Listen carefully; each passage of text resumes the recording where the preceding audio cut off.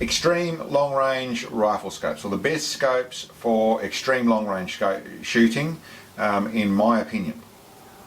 I'll go through a couple of qualifications before I go into those details.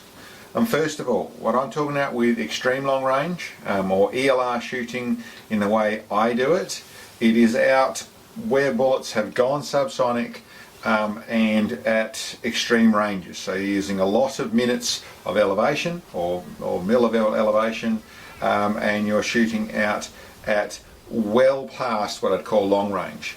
Now that isn't a set distance, but it ranges from 1,500 yards with some smaller calibers to 5,000 yards with other calibers, and everything in between. So beyond that point, all sorts of details to describe it, but that's the sort of ranges I'm talking about.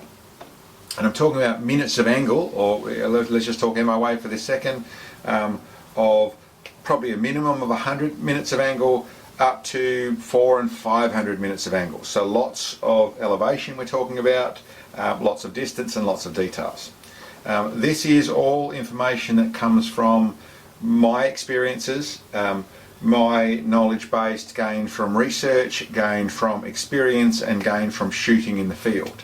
Not at all trying to put ourselves forward as professional people that are either selling something or are trying to say it's the way it is. This is the way it is for us, and that's for me and my partner Sam. In the way of our shooting experiences, what we do is immediately where this is all based from.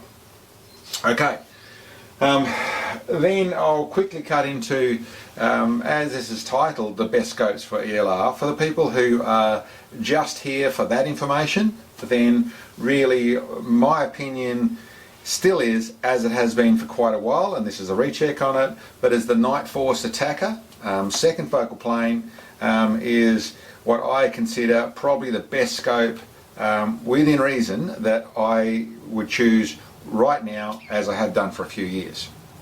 So anyway, back into how I come to that conclusion, and the logic to go with the ride I've been on.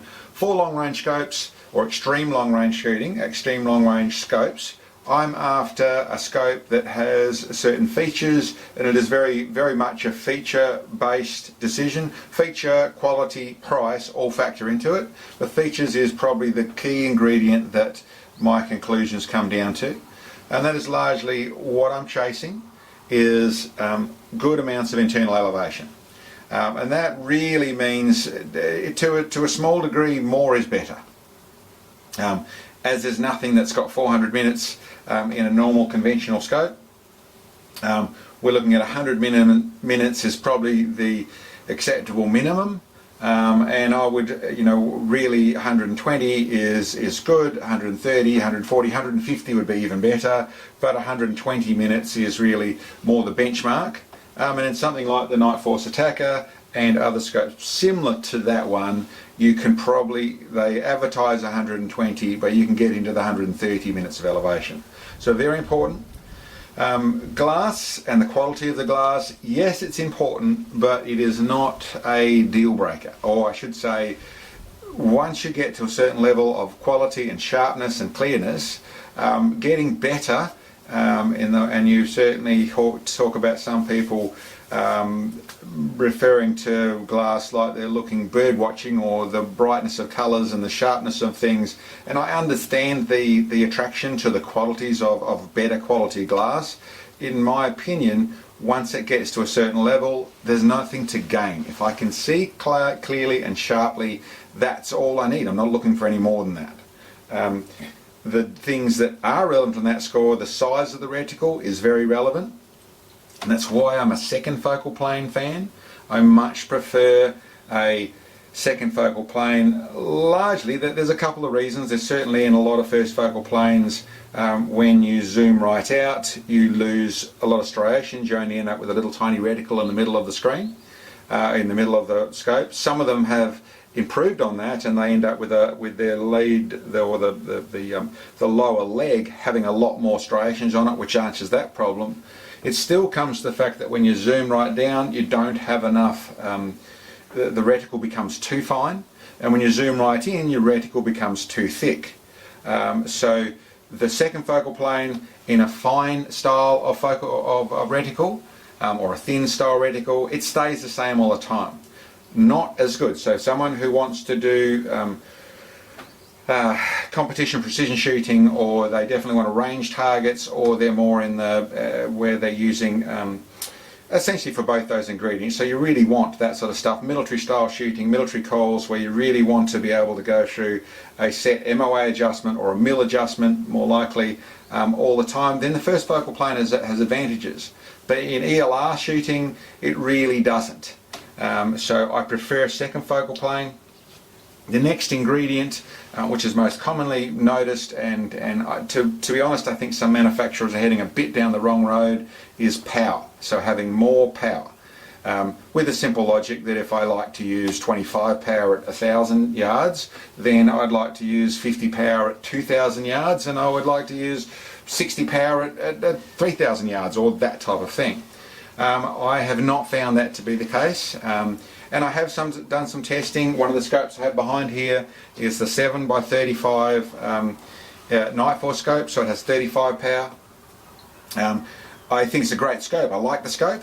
It works really nicely, but I really found I come back to my 25 power.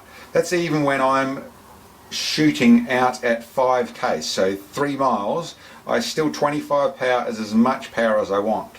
Now the reason for that is not the old school thought of more stability, so the more you zoom back, you'd be aware of that when you try and shoot through a rifle scope offhand, if you have a lot of power in your scope, it's very hard to hold it still. Well, that's not a problem in a well set up platform. What is a problem is the fact that you're looking through air. You're looking through our atmosphere, plus whatever else is involved in it. And that means that as you'll find, if you're ever in the situation, if you zoom in further, you start to see more of the impurities and more of the blur of the air you're looking through, and your target becomes less clear and less sharp. And it's not the lenses aren't powerful enough. If you've got all the horrible air out of the road, then you can have beautiful clear vision. It's the fact the air is not. We don't live in a vacuum. We don't shoot in a vacuum. So there is stuff to look through. 20 power normally, 25 power in very good conditions I can use. Maybe it's 30 power in exactly the right conditions, but for me 25 power is it, and I even have shot that sort of stuff at 15 power.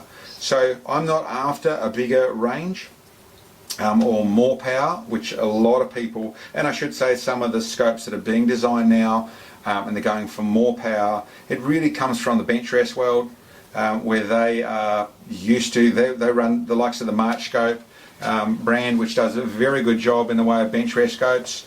They run more power, and you'll find a lot of the brands, I think Nightforce do some there. There's a range that I'm not going to get into name dropping, but essentially a range of scopes that run 30, 40, 50, even 60 power on their actual scopes, and that is for looking at scopes or looking at targets, looking at paper targets at 1,000 yards. You can get some real benefits from that. You're trying to see a very small hole and of where you hit, not so much for the aiming, more for the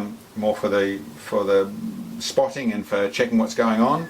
And having that extra power really helps you, because you've only got 1,000 yards or 1,000 meters of air to look through.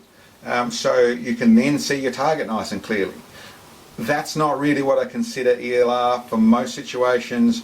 We're really in the double that to 3 times that to 4 times that to 5 times that. So the more power doesn't generally help in that situation. So beyond that, obviously the obvious bits of any quality scope, you want quality tracking. You want to make sure that it's repeatable with all your dialing on your turrets up and down, left and right, and that sort of stuff. And I suppose the other thing I would say, which is quite often forgotten about, is with lots of elevation adjustment, you also want lots of windage adjustment. So when you dial up to 100 minutes or 120 minutes of elevation, in any moderate wind, you're going to want 15 to 20 to 30 to 35 minutes of wind adjustment on there as well. So and that, I suppose, moves quickly into where a lot of people have gone with what is considered a quality scope, but it only has 60 or 70 or 80 minutes of elevation. They can answer that with an adjustable base. That means that they can then adjust all the elevation in the adjustable base and then use the scope to tweak things. You'll tend to find that in that same scope they'll be back down to only having 20 minutes or 15 minutes of windage on them. So all of a sudden you've hamstrung yourself in another fashion by not having that adjustment. So listen, that's a nutshell of the ins and outs of what I look for in a scope. And then I'll go through the process of what I've really found, which is a little bit of my story as for scopes I've used and the reason I've used them. I started using basically a scope that was provided by local gun stores and I could buy quite cheaply, and trying to be a little frugal, a little try and make sense of what you're spending money on sort of thing. I started in the very cheap end of the likes of the Nikko Sterling scopes, $300, $500 sort of scopes.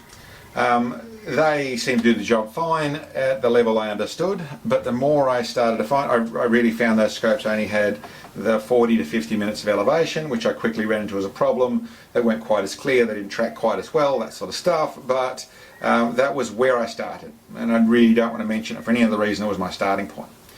We're doing some research and kicking over the rocks, and my research is not going to gun stores and looking at scopes. My research is largely done by reading, so a lot of internet search, a lot of searching, a lot of looking at product catalogues and that side of things, and reading specifications and seeing what they actually have.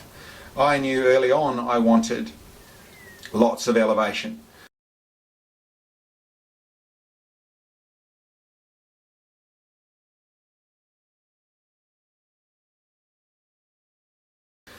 With a little bit of research, I found, and I'll be quite upfront, I found the Nightforce ATACR, 120 minutes. It was a big shiny carrot that I wanted to go for, but I couldn't justify spending the money to start off with.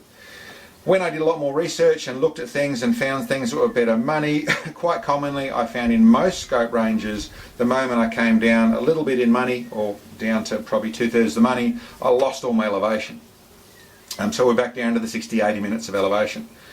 That's internal adjustment for the elevation. So, and lots of other qualities and good glass, and you know, whether it's Japanese or European or wherever it comes from, lots of other things, and I do read reviews, and I am influenced by brands and things to a small degree, but I try in my research to keep that to where I don't care about any of that. I want to go through my features first, quality second, try and make it work on my price, and build from there. What I stumbled across and found worked listen, basically was the Citron scopes. In particular, the 6-22 or 6-24 in the 50mm scope. So essentially that scope was all the features that I wanted. Another feature I hadn't mentioned is I want a fairly clean reticle. I am an MOA guy. I don't think that matters either way, that's who you are. MOA makes sense to me with degrees of angle and minutes of angle. It makes sense. It makes sense in the inch per 100 yards, all that sort of stuff. But to bring that back down, I've also found generally the MOA reticles are something I prefer. They're very simple layout, very simple to read, and I want, being ELR, I want less stuff. I want less clutter in front of me. I want the good elevation so that I can get it back up onto my zero plane. I want windage to try and zero things, but if I need to use holdover on the wind, I can do it on the center bar of the reticle. So I've recently been through to kick over the rocks and double check all this sort of stuff, and I still come back to the Citron scope, in particular that Citron scope being a very good option budget wise.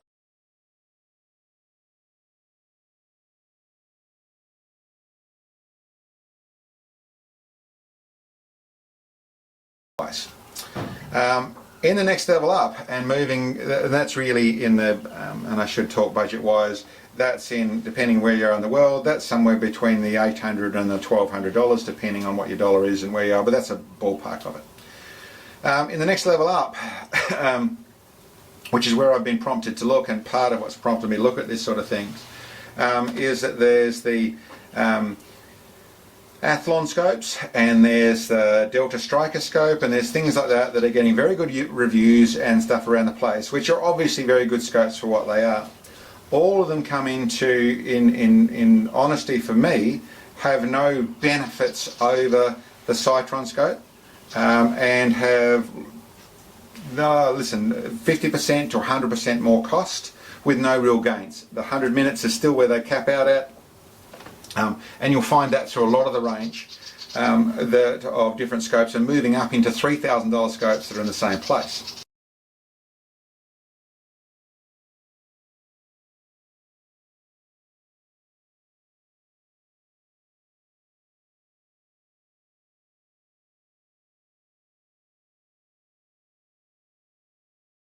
So the Citron scope still works. The next level of scope for us, and where we ended up, was with the Nightforce ATACR. The Nightforce ATACR, and I should say, there's people who now probably think that we are sponsored by Nightforce, or we have some affiliation or some connection with them.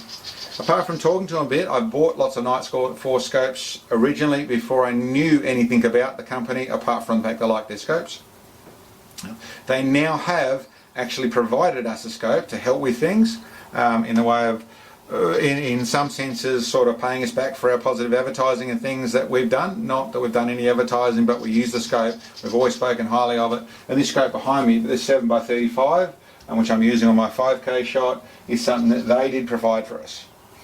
But that is not, and it's obviously, take it as you want to take it, but it's not influencing my call on this scope. The reason I chose the Nightforce scope in the ATACR, and I have a few of them now, was the 120 minutes of elevation, was the reputation they had in the way of their lenses and that side of things. It was that they had a good amount of windage to go along with that. They had a simple MOA reticle, and really that was the level of, when I looked at the qualities I was talking about in all the reviews and things I could find, was something that was my first foray into a top level scope, and I was wrapped with it. That I have a few of them now. All of the Nightforce ATACRs in the 6 to 25 by 56 that I have actually purchased myself, and before I knew anything of Nightforce. I've loved it. They're a great scope. They give me all those features. They work well, the optical quality, and I'm sure there's people that tell you that where it says Zeiss or Swarovski or the European or all the different choices, and I don't want to go into the name dropping like I said, of better qualities glass and better this and better that. I haven't found that, but I haven't done a lot of experience there. When I go through the research side of things, I don't get what I want. I don't get my elevation. I don't get the simple bits that I'm chasing that give me that scope. And that includes a couple of scopes which I was certainly attracted to early on, and that was the Smith & Bender. It seemed to be the flagship of the world, and I was also attracted to US Optics.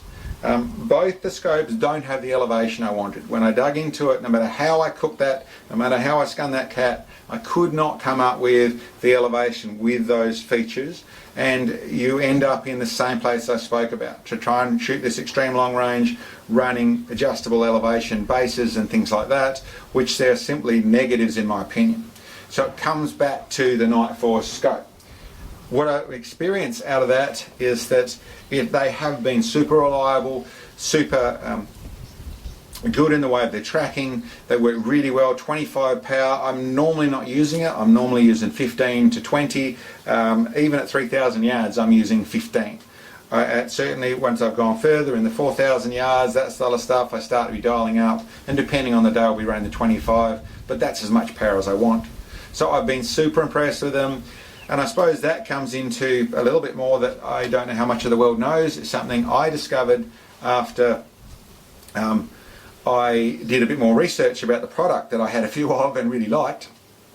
And that was that it's actually an Australian company. I presumed that it was an American company. I presumed Nightforce was an American company with some military background or something along those lines.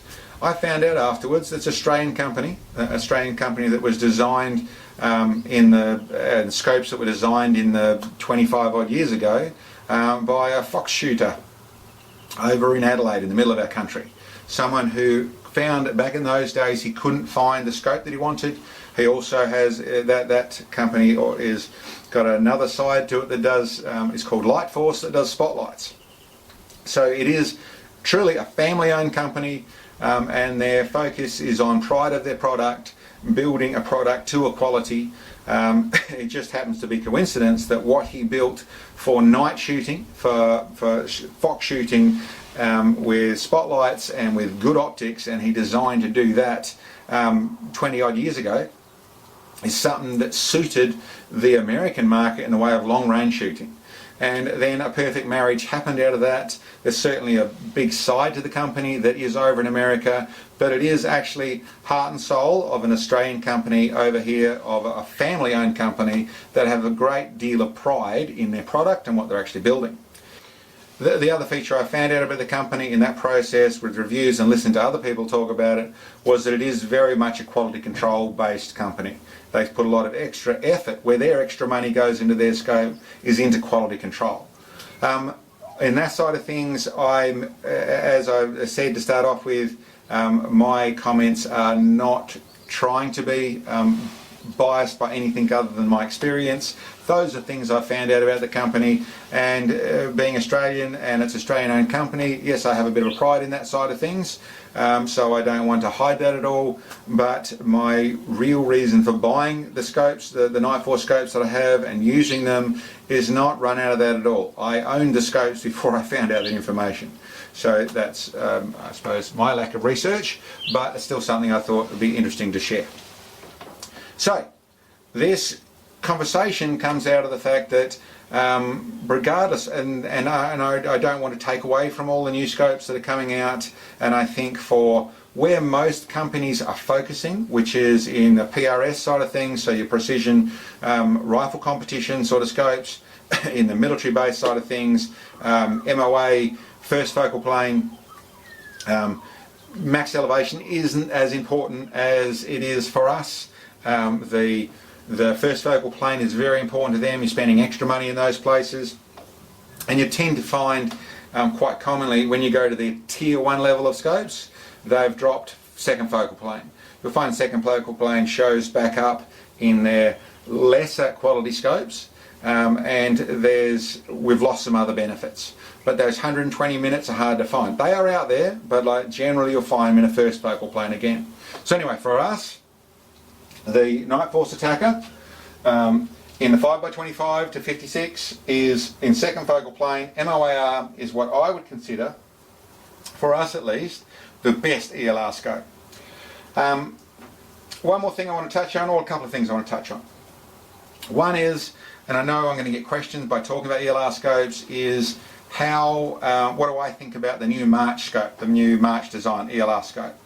I suppose I'd honestly say I would hold my reservations till it's out there and being used. I think there is potentially some technical challenges with trying to have a sliding seal and the seal side of things working out there in the real environment, with all the mechanisms inside to let the whole scope move around inside the platform or the centre housing. I think there's some potential issues with that moving stuff, but I'm sure they've got smart engineers that have figured that sort of stuff out. So I suppose the main thing I would say in the scope is, as I've said, the 60 power. I think it's 10 to 60. It's certainly up there in very high power range. It's not a relevant feature to me. I think it's still a first focal plane scope. Once again, not something that rubs me up the right way. The main feature I'd say, and those are things that I can deal with, the main thing that I think hasn't been thought about there, and I shouldn't say that, I'm sure they have, but I think the largest compromise that I can see is that the eyepiece, to have that scope work where it can tilt up, by the time you tilt them up, which is essentially exactly what you get out of an Ivy base or a cold shot base or any of that sort of stuff, is you're going to find that you are then looking through your barrel. So unless you raise your scope a long way up to be able to see over the top of your barrel when it's canted a long way, at 400 minutes it's canted a long way, you're going to have the scope a long way up, which means then you've got to have, both for the adjustment side of things, you need to then have a cheek piece and a butt rest that are very adjustable. I'm talking up to 4 to 6 inches of adjustment to make it work all the different places. You've also got a moving into a poor shooting position, because you do have to crank the rifle down away from you to be able to get your eye up onto a scope that's canted a long way. So that's in my mind, see how it all works, see what they end up with, but they really can't get around it. That's a fundamental part of the design, which I think is a fundamental compromise. We'll see. Like I said, I'll hold my reservations, but that was my main comment there. The last thing I want to go on to is what hasn't been designed yet, but what I think is features that I would make a scope better with, and I'm talking the Nightforce ATACR, I'm talking any of the top level scopes, features that, one, that I don't understand why it isn't already there, and pardon me, and two, something that I would like to see come about. One, why it isn't already there. I think that one of the problems with a large adjusting scope is being able to see where you are in your range. Now there's scopes that have turn indicators that can show how far you've turned them up and down. Yeah, it's an okay idea. But I think I live in 2018 and I can buy a digital set of verniers that it can tell me at $7 that I can buy one that has a digital readout of where I've actually slid it back to. It's a little bit more complicated, but it's not that much more complicated to have a digital display on this. Just a little digital display. One says E and has the elevation, one says W and has the windage, and no matter where I've dialed this to, I'll still have all the mechanical side of things, the checking things, but as a simple thing I can see pardon me, that I'm dialed at 110 minutes or 115 minutes or 120 minutes, or heaven forbid they go that next level further and we can go to a 150 minute scope and it can dial all the way up there. Whether that's external on the scope, whether it's by each turret, whether it's a heads up display, but to have a digital readout of where my turret is actually dialed to, it is not that complicated. It is something I don't know why it doesn't already exist. So the other feature I would like to see brought in, and it's a bit of an open design at the moment, it's already been started, and that's with the Charlie Tarak system. Now what the Charlie Tarak system is a little periscope system that runs on the front of the scope. Now this is not a new idea. This is something that comes out of tank sighting systems from World War II, I think it was. I don't know how early it was, I haven't got the research on it. But it's quite a simple system. It's a periscope that takes your line of sight through your scope and moves it up. By changing the angle on one of these mirrors, you change the angle. The same as when you're changing your reticle here to put your reticle different place. Well, this moves it through a different system at the front here. It can be done extremely precisely. It's a mirror system which can be measured and done extremely precisely. And Charlie Tarak, the guys over at TACOM, have built that system to go on there. Now there's a lot of refining to go with that system to make it all work as well as it can. But the piece that it really gives us as an ELR shooter an advantage is that you can have then everything back down where it's supposed to be, so you're back down where the rifle's ideally positioned, whether it's all the way down or it's a little bit up. You essentially get your cheek rest, eye relief, shoulder position, all that working properly on the back of the rifle. And if you look at something like this, this scope is even positioned up because of what it's doing at the extreme long range. But you then can move your front objective lens essentially up high to be able to look over barrels when you're shooting extreme long range. Now of course that sort of long range, that sort of angle, people can scoff at because we are going so far in how we're shooting. At the moment it is simply an exercise, a challenge, a personal, see how far you can go, that side of things. But in the future that turns into where there's practical applications for this sort of stuff, then there'll be more push down that road. But we are starting to prove how precise we can actually be out there. and to have something that is either just simply clips on and then raises right up the front to where you can look over things. You're not changing your actual MOA settings and that sort of stuff when you're talking about those ranges, or something that actually is part of your scope and your objective lens moves up and down, counterintuitively to what a scope naturally does as you wind it on and off. Like I said, that's a feature that there's some more complexities attached to, but it certainly does get around that side of things by either having, like I said, a device that clips on and off the front, or something that adjusts inside your scope, all that sort of stuff. Largely, I would say, the less movability in the inertia parts of the scope, the more logically engineered that's designed, because you've got less wear and tear by things moving around. But still, that's one of the things to come across. If we come back to the LED display of some form or other, like I said, heads up, not particularly a fan of extra stuff in the reticle. I want it clear so I can help spot, help see, that sort of things. But I think done smart, that wouldn't be too hard to do. But even if it was just a little red LED anywhere on here that actually tells me where those things are set, it'd be a really nice quick double check rather than figuring out what you've actually wound on. And obviously that gets more or less complicated depending on how your scope turrets are set up, whether there's 20 minutes of rotation or 30 minutes or 50 minutes and all those different details, or 60 minutes as there is on the big beast system.